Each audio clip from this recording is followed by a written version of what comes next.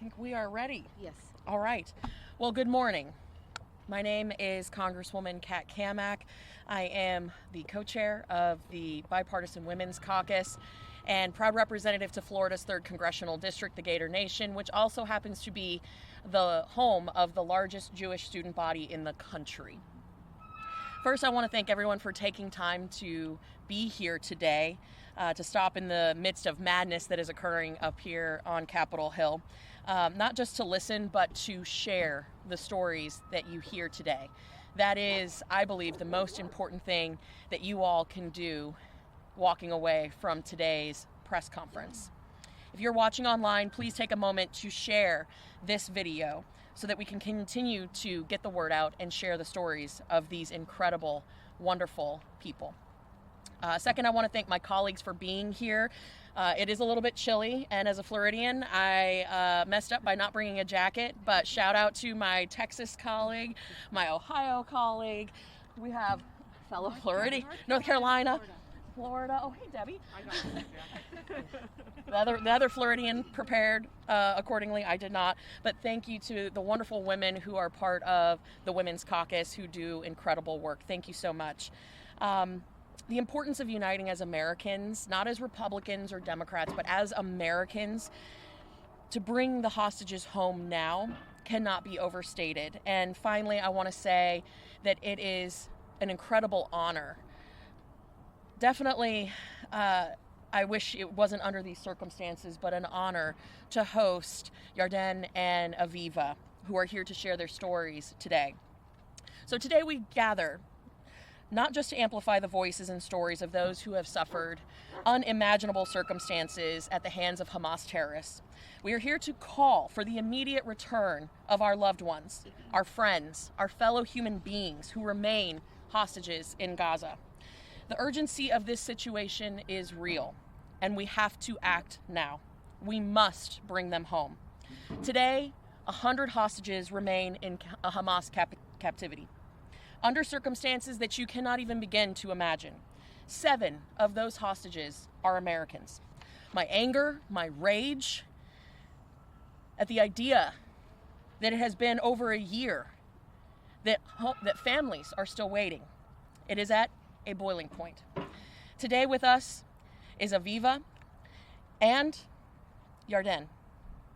Aviva was taken hostage on October 7th and released as part of the first ceasefire negotiations. It was a moment of joy, but it was overshadowed by the pain of separation and uncertainty as her husband, Keith, an American, remains in Gaza.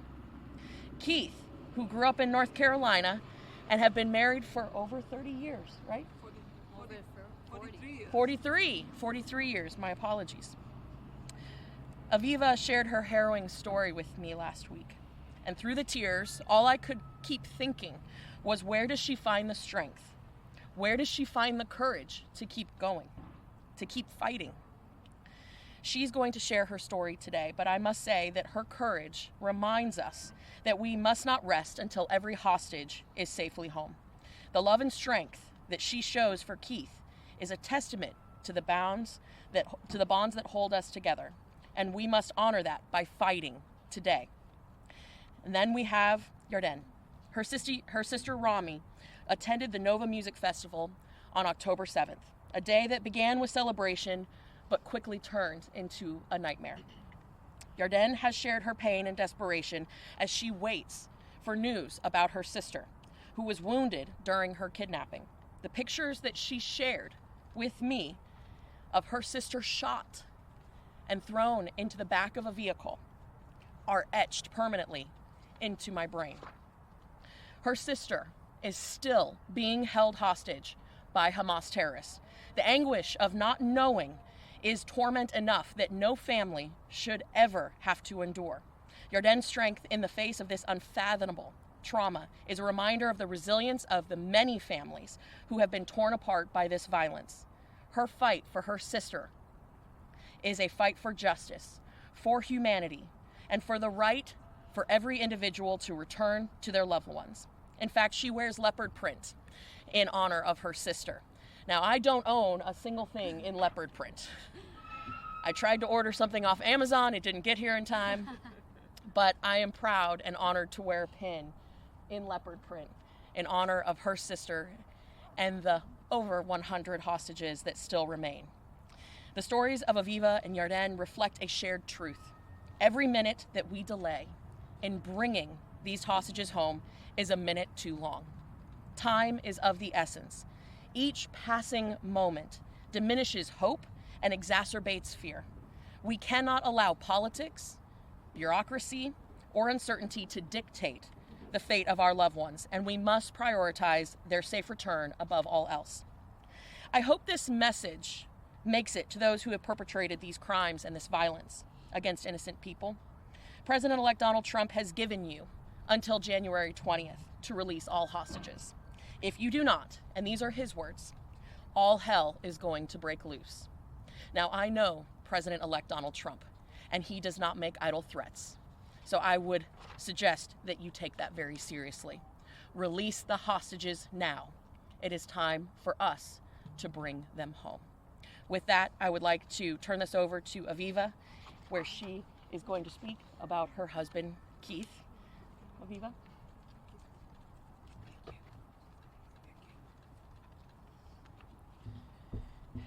Hello everybody, thank you for listening to me. I was kidnapped with Keith from our house in our pajamas and taken to Gaza in such a brutal way. They pushed Keith, they broke his ribs, and they shot him. And that's how we arrived in Gaza, while all the people in Gaza were just standing and clapping their hands and happy. It was a holiday for them, while Keith and I were shaking, and all we wanted to do is to cry and get out of Gaza. We went through so many moments that I thought that we're going to die. And if there was a camera that could take a picture of what we looked like when we went through those things, we would have been out a day after the 7th. I'll never forget when they shaved Keith looking like an Arab and he wanted to cry, and I wanted to cry with him. The Hamas terrorists just stood and laughed at him. They made a joke out of them. I'll never forget that the Hamas terrorists telling us to sit in the middle of the night and just sit and wait while we wanted to lie down and smile because they were in charge of everything they wanted. They wanted to touch the girls, they touched the girls. And to watch the girls come out after they were touched and behave like nothing happened to them after that happened. I was so proud of them because I know that I would have wanted to run away. And to see one of the girls being beaten up into pieces. And 2 minutes later, she had to smile to the Hamas terrorists as if nothing happened, even though we all just wanted to cry. But she had to pretend. We had to pretend all the time that everything's okay and everything is very easy for us while they starved us and ate in front of us. They didn't give us any water. We weren't allowed to move many days. We just had to sit or lie down and keep quiet for days. Silence, completely and utterly silence. It's very crucial time now. We need to get them out. Winter is coming and we need them out before it'll be too late. So I want to thank everybody, the whole world that's helping us, because I feel like so many good people in this world want the hostages out just like me. So I want to thank everybody from any country, any Jew, any Christian, any Buddhism that wants this world to be a better world, because I want to make this world to be a better world for everybody, and we need the hostages out now. Thank you.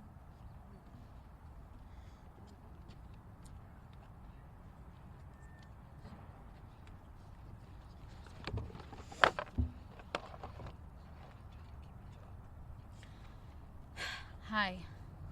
First of all, I would like to thank the Bipartisan Women Caucus for arranging this such an important press conference and for everything that you're doing in the past 15 months as individuals and as a group.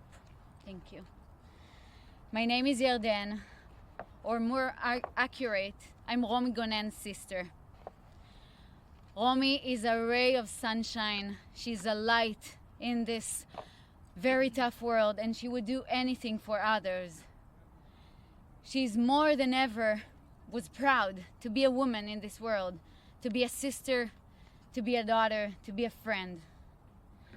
I was that as well. But for the past 439 days, it is very hard to be a woman in this world. It is extremely difficult to be a witness of what have happened on October 7th to the women, to the men, to see all the videos, all the footage that Hamas broadcast live, to bear witness to the stories of the released hostages about their sexual abuse. And after all this horror, to understand that there are still people that say it didn't happen. People that don't believe us. Women that don't believe us. Women that are saying, maybe we shouldn't believe all women. Open quote. He came towards me and shoved a gun at my forehead. Miss Susanna recalled during an 8-hour interview with the New York Times in mid-March. After hitting her and forcing her to remove her towel, the terrorist groped her, set her at the edge of the bath, and hit her again. He dragged her at gunpoint back to child's bedroom, a room covered with images of cartoon characters, SpongeBob SquarePants, she recalled. Then, with his gun pointed at me, he forced me to commit a sexual act on him. End quote. There are 13 remaining female hostages that are still held by Hamas in captivity, including my little sister. And every minute, that or worse could happen to them. Romy was shot in her strong arm before she was kidnapped. And then she was abused by the terrorists, punching her with their weapon. She has major chronic diseases. She's not getting any medications, painkillers, nor food, only small glasses of salty seawater. They are not getting any shower. Just imagine to yourself to be with the same underwear for 439 days. I cannot stress how much I'm afraid for their condition, from what those terrorists can do to them, from what they are able to do to my little sister. How come there are women organizations that are still being silenced? We have to believe all women. We owe that to them. We owe that to ourselves, to our children, to humanity. This is a bipartisan issue. And more important, this is a matter of saving human lives. This bipartisan Women Caucus has chosen to be on the right side of humanity, the side of human and women rights, the side of the free world that would not let terror groups to dictate the narrative, the side that will save lives. I'm here asking the entire world to unite with us for the immediate release of all 100 hostages. I want us all to unite for this important and urgent mission, because only with our light and unity we will overcome darkness. In conclusion, this year Hanukkah and Christmas are aligned at the same day, and it's not by mistake. I'm a woman of faith, and I feel this is the most special time of the year, that we are waiting for the Hanukkah Christmas miracle to light the menorah candles with our loved ones next week. Thank you, God, and thank you all for doing everything that you can. Please join us and let it happen next week. Amen.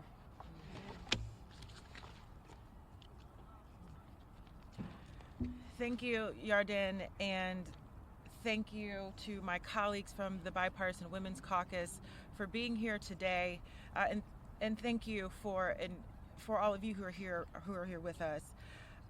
Last week, Congresswoman Kamek and I had the opportunity to sit with Yarden and Aviva as they shared their stories of their families, of their hopes, of their dreams, of their fear, of their concern, and the deep desire and need to bring our hostages back now. I appreciated the opportunity to sit with them, that they were willing to share so openly, so honestly, and with full emotion, unafraid to speak up for what was important. Yarden said to us, why don't they believe us? Why won't they believe us? And our only response, both Congresswoman Kamik and I, was, we believe you. We believe you. And as members of Congress, we get the opportunity to speak all the time. But really the stories of families are most important. And this is why we are here today, to give them the opportunity to share their stories, because they need to be heard and they need to be believed. It is simply that matter of fact. And so I am thankful that they again have found the strength to share and give us an illuminating glimpse into the horrendous conditions and the treatment that hostages are being held under. What we heard last week was disturbing. What you heard today was disturbing. And that is why we need to bring our hostages back now. I am praying for Rami and for Keith and all the hostages, the Israeli hostages and Americans who remain in captivity. Attacks on innocent civilians are heinous and they're never justified. And returning the remaining hostages and ending the conflict remains our top priority. I admire the strength of Yarden and Aviva for their determination and the resilience that they have demonstrated through their advocacy to bring not only their family members home, but others. And I do believe it is possible, but we cannot let people forget. Yarden talked about this season, and this is why it is really far more important to have them speak rather than us, because I was too going to bring up the holiday seasons converging. It is not by coincidence. I don't believe in coincidences. And in this spirit, and in this season of joy and wonder, of hope, of faith, and renewed commitment to one another, let's renew our commitment to bringing back our hostages. Thank you so much for being here, and I'm going to turn the program over to the co-chair, vice co-chair, my good friend, Congresswoman Monica De La Cruz from Texas. Thank you, and thank you for being here today and continuing to share your stories of your loved ones with the American community, with Americans, so that we can keep them in the top of our mind, not only today, but tomorrow, but each day that they have not come home. Your stories as a mother myself are so heartbreaking. I have a young daughter, and I think about your sister and the torment it must have on your family to think about her in these horrific situations. And it is unacceptable. Once again, we must stand with Israel, and we must bring these hostages home. It is completely unacceptable that it has been over a year that they have not come home. The U.S.-Israel relationship is one that is grounded in shared values and mutual respect and a commitment to democracy and security. And we stand with that commitment, and we will continue to stand with you and your families. This bond will only grow stronger despite the challenges that you all have faced and that we face here in Congress. The United States will stand with Israel in demanding the immediate release of these innocent hostages. I want to share with you that yesterday I spoke about the Abraham Accords and how important they are, that we continue to support the Abraham Accords. These accords are a reminder that we have a responsibility, and that responsibility is that we continue to stand for Israel through diplomacy and cooperation. And as President Trump-elect said, and thank you, Congresswoman Kamek, for talking about the president's commitment to Israel and the hostages. We will put this front and center and continue to push for their release by January 20th. And what we know about President Trump is that when he says something, he stands by what he says. And I thank him for his commitment to Israel and the hostages. I also look forward to seeing the ambassador to Israel, Huckabee, to come into place and work with him for the hostages to be released as well. I ask on this day that the Lord be with these families, be with you today. Thank you for your courage in standing in front of the American people and sharing your difficult stories. God bless you for that. And I will turn that over to Congresswoman Wasserman Schultz. Thank you so much. Thank you. Thank you so much.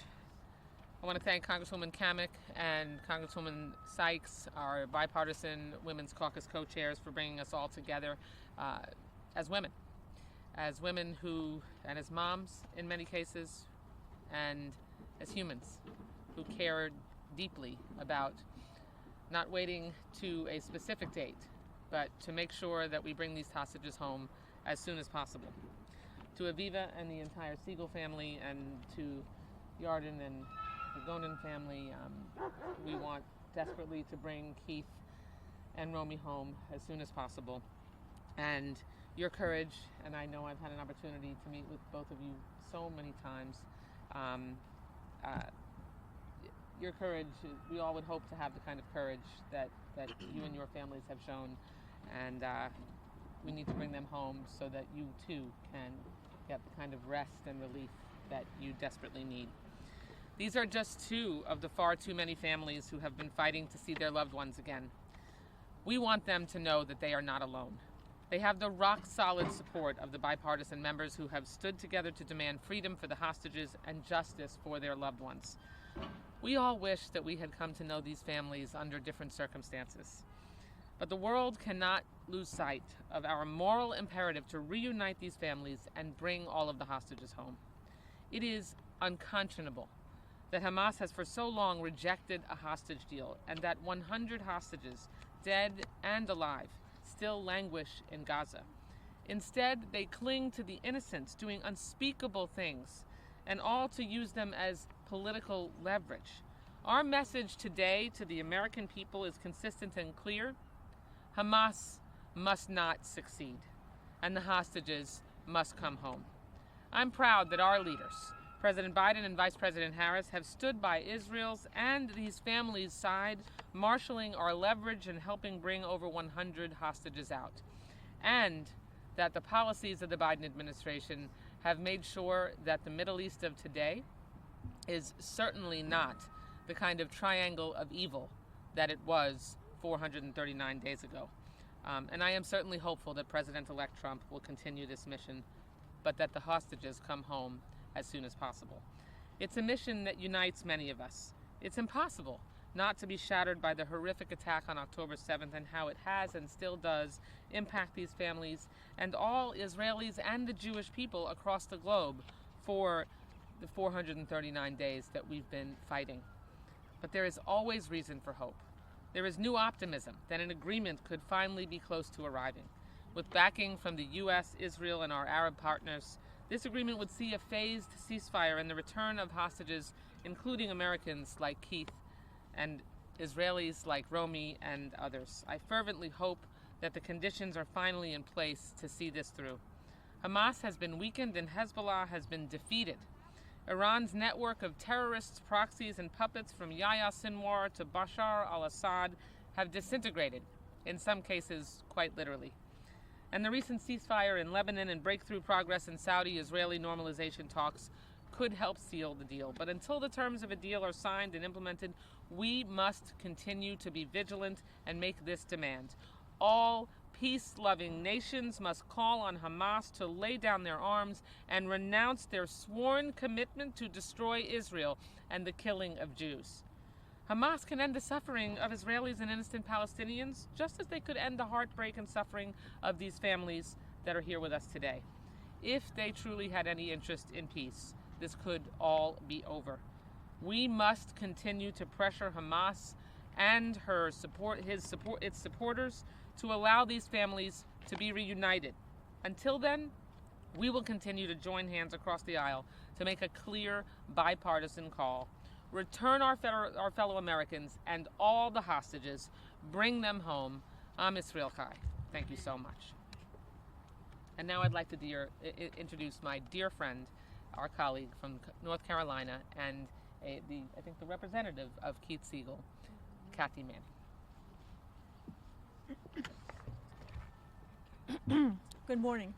I'm Congresswoman Kathy Manning. I am proud to represent North Carolina's 6th Congressional District.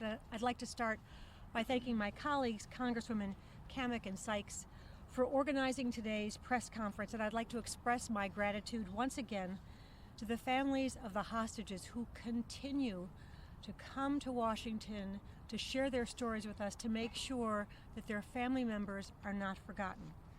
You inspire us all with your strength and your willingness to just keep coming here and talking about your family members. We all know that on October 7th, Hamas terrorists launched a brutal invasion of Israel. They killed over 1,200 innocent people. They raped, they mutilated, they caused extreme stress and humiliation to hundreds of people, and they took 240 hostages. 1 year later, thousands of families, indeed families around the world, continue to grieve over the loss of these wonderful people and for the families of those who remain hostage. And we continue to long for the return and the safety of all of the hostages, particularly the families of Romy Gonen and Keith Siegel from my home state of North Carolina. Every day I think about the hostages who are being held in Gaza, and every day I find myself sickened by thinking about what they must be going through.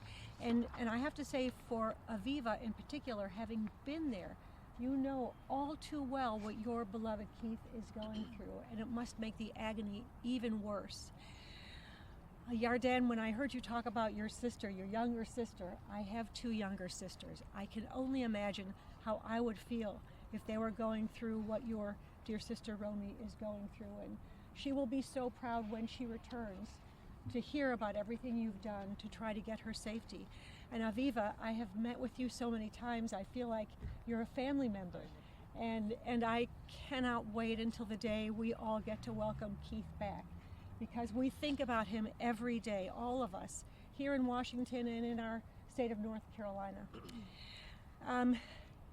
These individuals, they deserve our continued attention. We cannot, when the media moves on to other issues, we need to continue to speak up for them and remember what they're going through so that the world does not forget about them. As vice-ranking member of the House Foreign Affairs Committee, I have led continued calls for the immediate release of all the hostages held by Hamas. I'm here today to reaffirm these calls. We must stand together with our democratic ally Israel. We must continue to work until those hostages are freed by Hamas. And as my dear friend, Representative Wasserman Schultz said, this could all come to an end tomorrow if Hamas would release the hostages, and it would bring relief not only to all the people who are worried about the hostages, it would bring relief to the Palestinian people who are suffering under the heinous rule of Hamas and what they have brought upon their people with their terrible attack on Israel.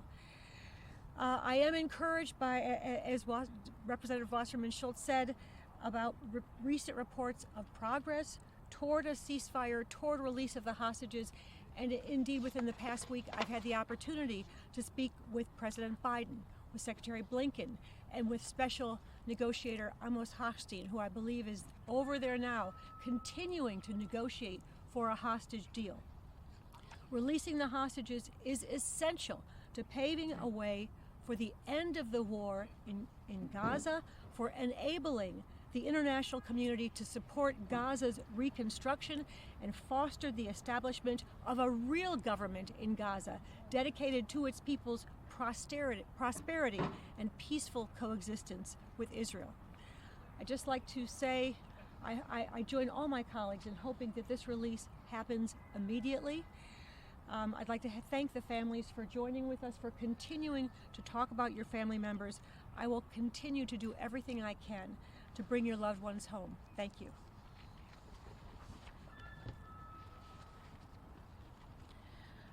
Thank you again to Aviva and Yarden, as well as my colleagues for joining us here today. And thank you again for covering this. At this time, we'll be willing to take a few questions. And I also want to give an opportunity for any final comments or thoughts to Yarden or Aviva if they so choose. So with that, does anyone have any questions? On this newest ceasefire negotiation, how it's phased, and it could be the fact that an older hostage or a female hostage might be released in one of the first phases. Does either Yarden or Aviva want to comment on, the possibility of their loved ones being a part of that initial phase, and if they aren't one of the first phases, how they would feel if it is a later phase that they're released? Absolutely. If they want to speak to that, they absolutely can.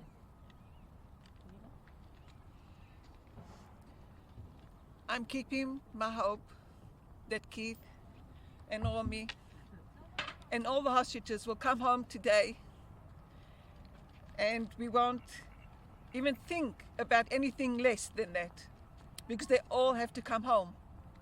I just want to remind everybody that the hostages are underneath the ground, trying to keep themselves alive and thinking, who is going to be the next one that's going to be raped or touched or starved or threatened or killed?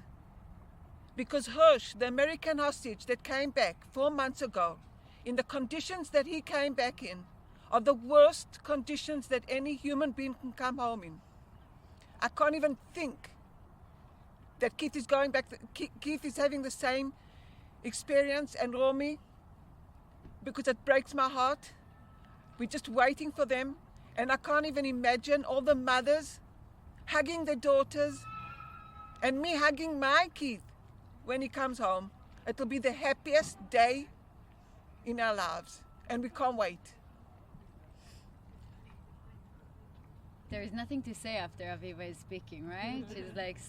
She's so inspiring. And I just want to stress the fact that my sister was supposed to be released on the last November deal a year ago. She's a civilian, she's a woman, she was injured, she was shot on her arm, she have chronic diseases. She fits every category that was supposed to be released at last November. But we're dealing with monsters. And we don't know anything until they're home. We will fight like they're not. And we will do anything for all the hostages, all the 100. And we have to seize this opportunity so we won't miss it. We missed too many opportunities. And a lot of the hostages were murdered and killed during that time. We cannot allow that to happen. We have to start from somewhere just to see people coming back. It won't be possible to stop after you see one hug. I know it. I know it. And we know they're coming back home alive, From October 7th morning, my family and I have said, Romy is alive and she's coming home alive. The only question is when. And we have to do it as soon as possible for every one of them. Thank you. I don't think that there's anything that can top what they just said. With that, that concludes today's press conference. Thank you again for sharing their incredible stories of bravery and courage. And just to reiterate a consistent theme here, it is time to bring them home now. Thank you to my colleagues. Thank you for everybody for being here, and have a good rest of the week. Thank you.